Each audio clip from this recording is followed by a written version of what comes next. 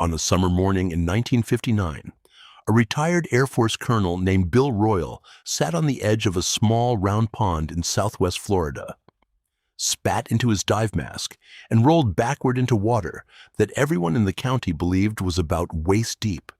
He was 54 years old. He had spent his career in the military and his retirement building houses in Venice, Florida. And he had taken up scuba diving the way some men take up golf, except that Royal did not play it safe. The pond he was dropping into was called Little Salt Spring.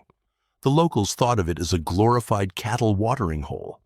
Royal thought there was something underneath it, and he was about to find out he was right in a way that no one was prepared for, because the pond was not waist deep. It was not 10 feet deep. When Royal cleared the surface murk and kicked downward, the bottom fell away beneath him into a black vertical shaft that dropped more than 200 feet straight down into the limestone. The little round pond was the lid on something enormous. And about 90 feet down, on a shelf of rock jutting out from the wall of that shaft, Royal's lights landed on bone. Not one bone, bones, human ones, lying on a ledge that had no business holding anything at all. Remember that ledge. Because the question of how human remains came to be resting 90 feet underwater in a sealed Florida sinkhole is going to take us back 12,000 years to a Florida that had no spring, no pond, and no water on that ledge at all.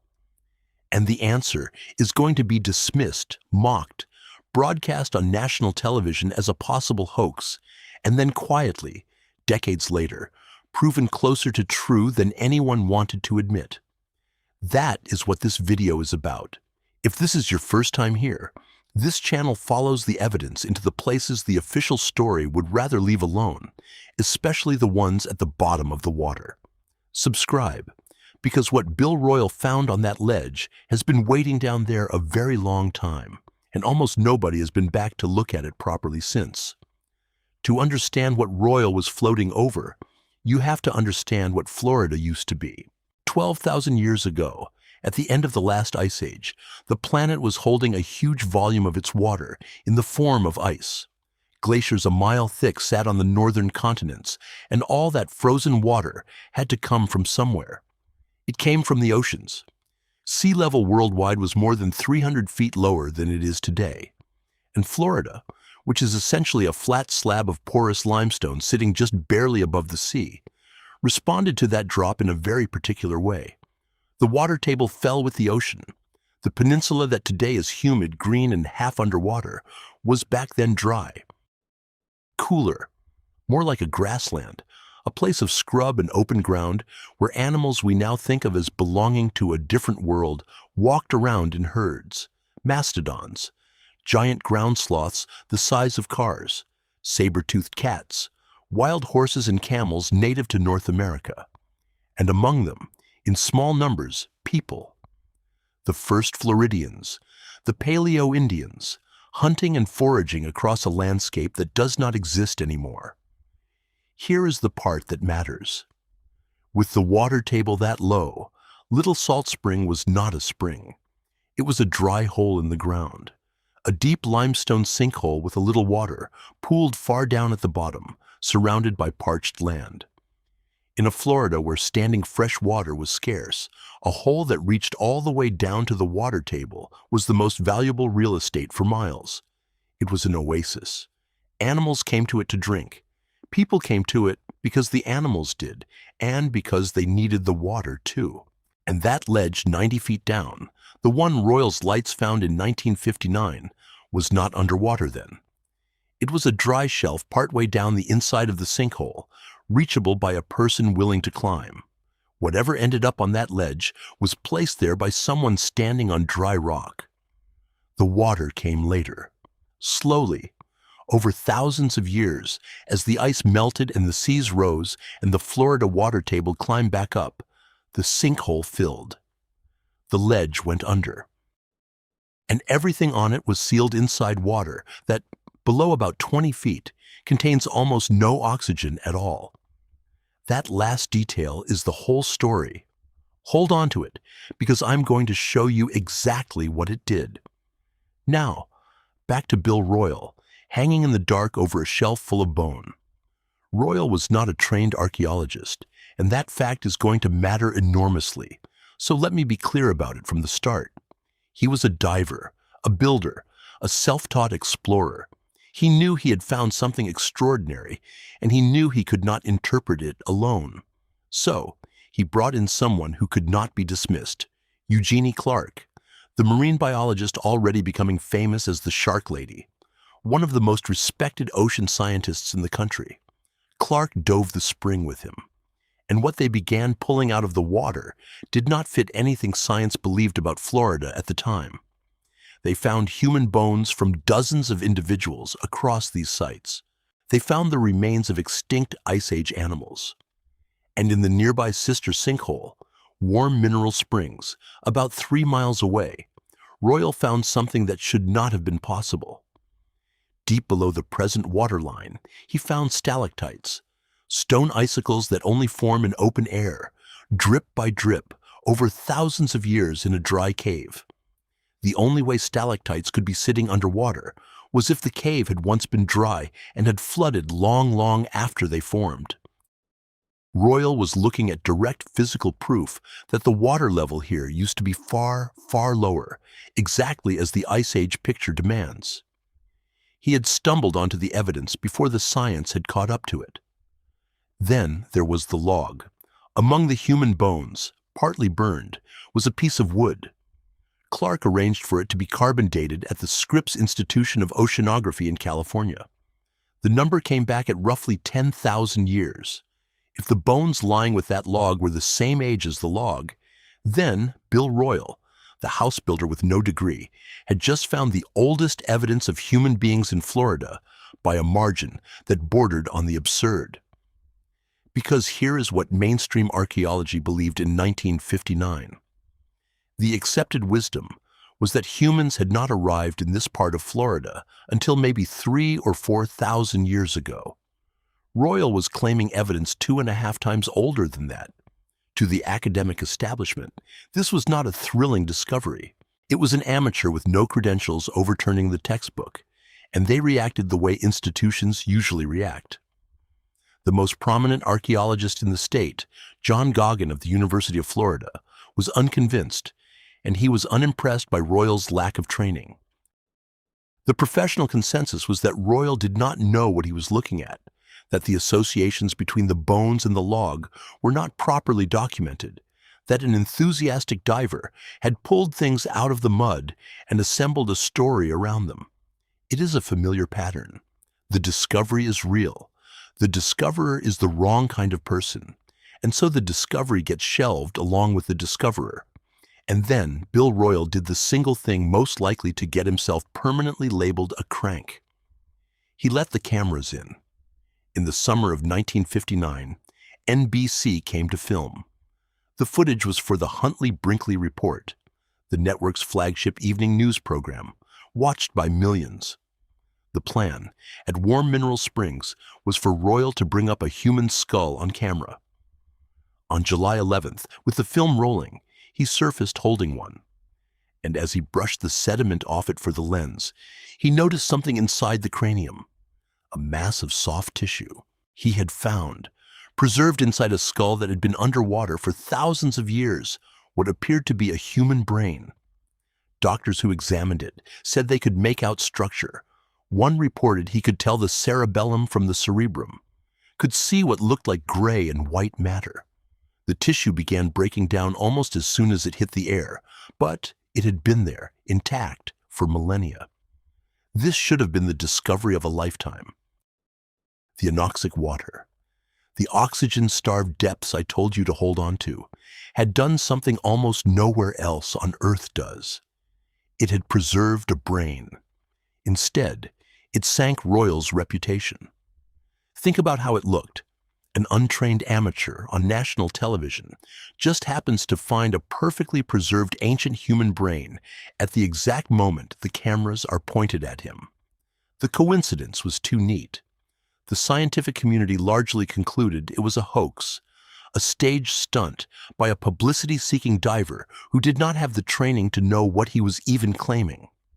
The brain, The one piece of evidence that was most extraordinary became the reason to throw out everything else.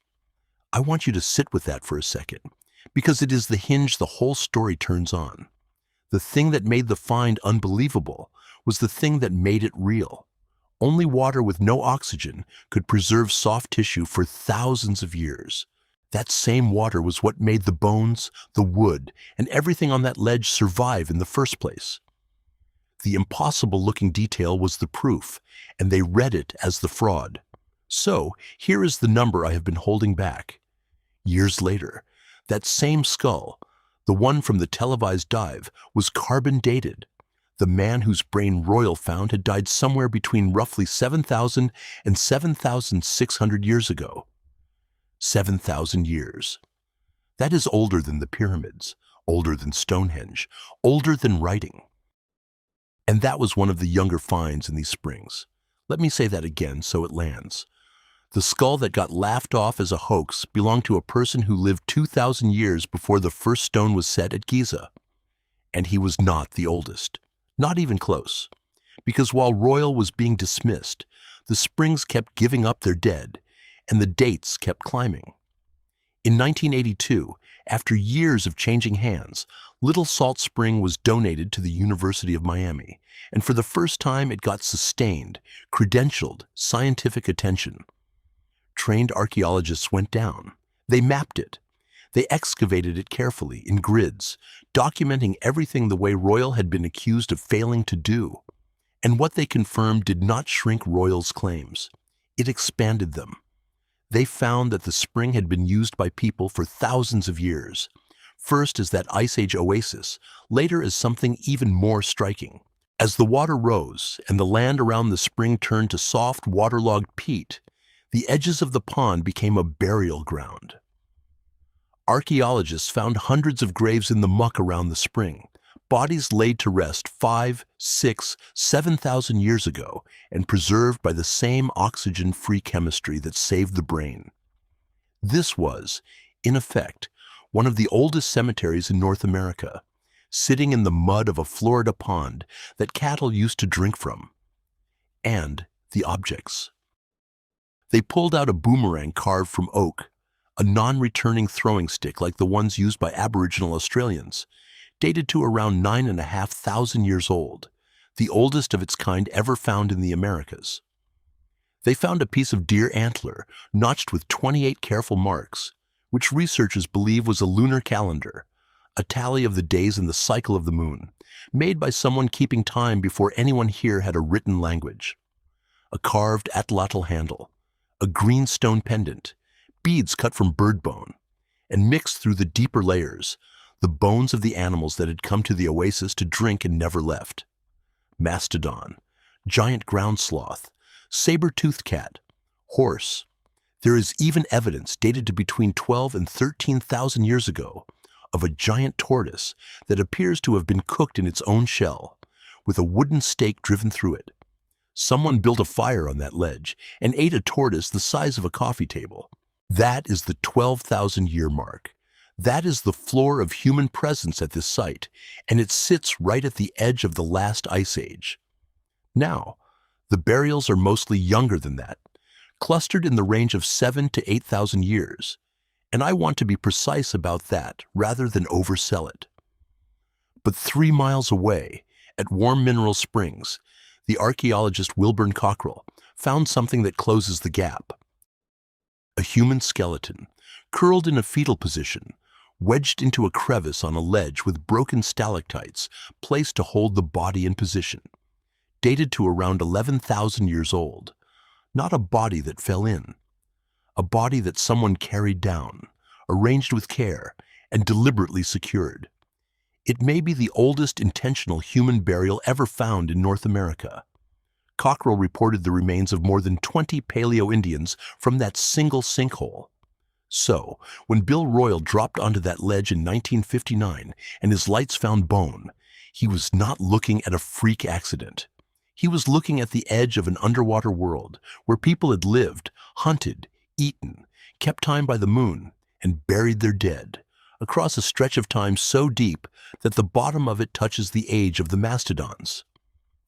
He had the dates roughly right. He had the impossible old humans. He had the proof in the form of underwater stalactites. And he was right that the water came later and sealed it all in. He just had the wrong credentials, and he had the bad luck to find a brain on live television. Here is the part where I stop narrating and start asking out loud. Everything needed to make Little Salt Spring one of the most important archaeological sites in the country is already there. The preservation is unmatched. There is almost nowhere else on the continent where you can fan away a few inches of sediment and be looking at the exact ground a person walked on 10 or 12,000 years ago, with the wood and the bone and the tissue still intact, because no farmer ever plowed it and no oxygen ever rotted it. Scientists who worked there have said as much. The site is a window into the Ice Age that should be the focus of national attention.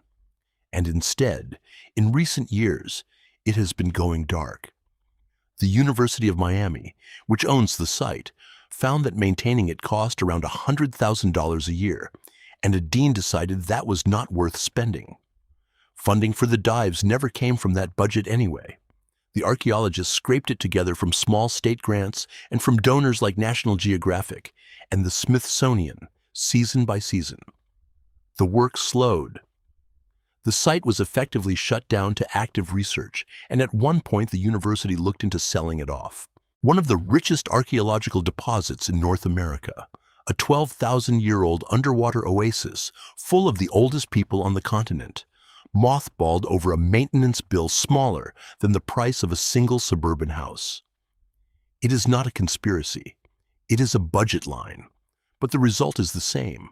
The evidence is sitting there, 90 feet down in water that will preserve it for another 10,000 years if it has to, and almost no one is being paid to go look at it.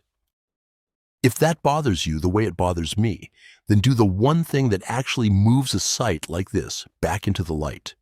Leave a comment, hit like, send this to someone who cares what gets left at the bottom of the water. The algorithm decides what gets seen. You decide whether a place like this stays visible or stays forgotten. Bill Royal never got his redemption in his own lifetime. Not really. He kept diving for decades. He wrote a memoir with the wonderful, slightly ridiculous title, The Man Who Rode Sharks. He died in 1997. In his 90s, still better known in some circles as the guy who pulled the fake brain out of the spring than as the man who found the oldest Floridians a generation before science was ready to believe him. The professionals who came after him, working in their careful grids with their proper credentials, confirmed the thing he had been right about all along, and his name mostly stayed in the footnotes. He used to talk about what it was like down there in the dark of the shaft, hanging in water that had not moved in thousands of years, lights catching on bone and stone, and the soft outlines of people who had stood on that same ledge when the land was dry and the mastodons came down to drink. A world sealed off and waiting. He was right about the ledge. He was right about the people. He was right about the water coming later and keeping them. The only thing he was wrong about was how long it would take for anyone to listen. And the spring does not care either way. It will hold them exactly as they are, 90 feet down in the dark, for as long as it takes. The question is whether we go back before the funding runs out for good, or whether we leave the oldest people in Florida lying on a ledge in the black water, proven right and ignored.